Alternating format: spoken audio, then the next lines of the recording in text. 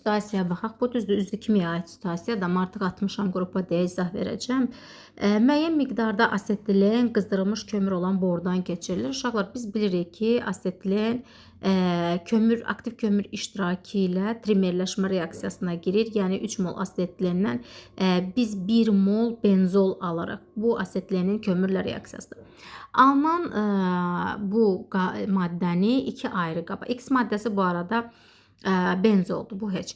2 dənə qaba yığırlar və birinci qabda işıq şüalarının təsiri ilə. Mən ümumiyyətlə benzol dərsini keçəndə həmişə sizə deyirəm ki, 3 cür reaksiyaya girir. Bir işıq şüalarının təsiri ilə xlorla reaksiyaya girir, H nü.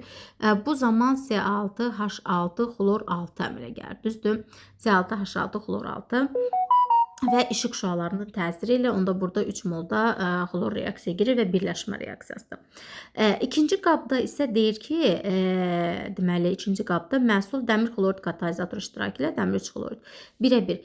Dəmir xlorid katalizatorunun iştirakı ilə isə xlorla reaksiyaya girəndə xlor 2, ferium xlor 3, bu zaman alınır C6 H5 xlor və üstə gəlinsin H xlor.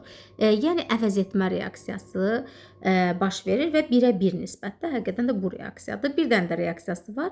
Alüminium xlorid katalizatoru iştirakı ilə o zaman da C6 xlor 6, yəni heksaxlor benzol əmələ gəlir. O da ayrı bir reaksiyasıdır. Ümumiyyətlə benzol xlorla 3 cür reaksiyaya girir. İndi bizdən nə istəyir? Deyir ki, X maddəsinin formulu C6H6 və adını benzol. Bu getdi. 59-cu sualda isə deyir ki, reaksiya daxil olması üçün birinci qabdakı məhsulun 33,6 litr xlor lazımdır. Reaksiya tənliyini yazdıq, əmsallaşdırdıq. Hesablama apararaq əmələ gələn məhsulun mol miqdarını. Zaten burada 3 moldur, yəni 67,2-yə 1 mol əmələ gəlirsə, onda 33,6-ya da 0,5 mol olacaq. Növbəti testdə isə bizə deyir ki, prosesin sonunda qablardan birində tam reaksiyanın nəticəsində 1,5 mol hidrogen xlorid, burada 1,5 mol hidrogen xlorid əmələ gəlibdir. Gəlmişdir. Müvafiq reaksiya tənliklərini yazdıq, zaten əmsallaşdırdıq və neyin qiymətini deyir? Neyin qiymətini hesablayın. A-nın qiymətini hesablayın. A bizdə nə idi burada? Bir saniyə. Bu reaksiyanı yenidən yazaram, eybi yox. A-nın qiymətini deyir. Reaksiyanı bir də yazdım.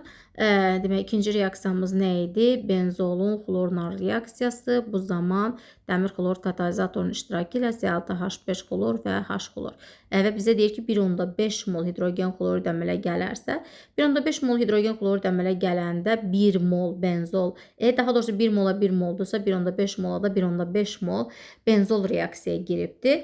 Və biz bilirik ki, 3 mol asetilendən 1 mol benzol alınıbsa, onda bəs 1,5 mol nə qədərdən alınır? 1 mol alınması üçün bundan 3 moldursa, 1,5-ə də x-dir. O da eləyəcək 4,5 mol. Yəni A-nın qiyməti 4,5 moldur.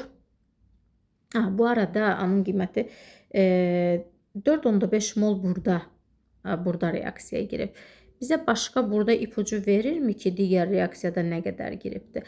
Digər reaksiyanı da hesablamalıyıq. 4,5 burada da var idi. Axı, buradan da ona hesablayaq, üst-üstə gələcək. Çünki burada da reaksiyamız nə idi? Birinci reaksiyada işıq şüalarının təsiri ilə xlorla reaksiyaya girmişdi. Təbii ki, 3 mol xlorla C6H6 xlor 6. O tərəfdə digərində 4,5 mol benzol idi.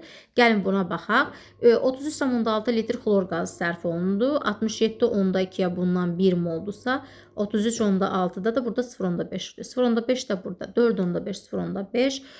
Yəni ümumilikdə deməli 5 mol benzolumuz olub. Yəni A 5 idi.